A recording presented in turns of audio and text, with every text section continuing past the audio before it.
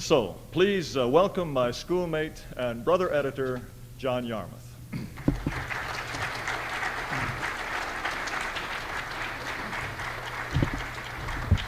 I used to work in Washington, as Jared said, for a Kentucky senator, and we did a lot of work supporting the Tobacco Institute, which was funded by, whose research was all funded by the American Tobacco Corporations.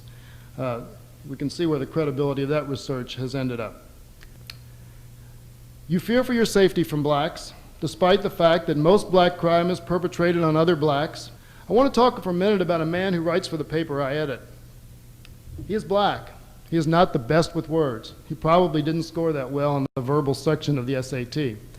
We have to rewrite everything he turns in. I want to mention another man with whom I once worked. We were hired together at the University of Louisville, and I believe it's safe to say that there was an affirmative action factor in his hiring.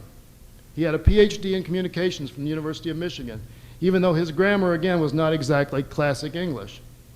Cultures are remembered for their art, their literature, their architecture, their music.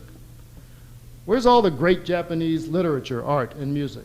The true challenge is to make sure that Hispanic and black populations are able to be productive and generate sufficient income so that the tax base remains constant. As a percentage, there are more, blacks commit more crimes as a percentage of their population group. I said that. Blacks have a substantially different attitude toward the American justice system than whites do. That's the society that you and I live in. We subscribe to the Constitution, which sets the form of government that prescribes the laws under which we all live. And if you can't change it by generating a majority in the policy-making bodies of this country, that's the way society is. Therefore, it is our obligation. If you want to try and change that, go right ahead. And that's what I assume you're here for and what you meet for and what your purpose is. I respect your attempts to change it. I don't agree with you. I find your thoughts very appalling, but personally appalling, but that's okay. Change it. I think when you set up standardized testing, you decide what you want to test and therefore what you value.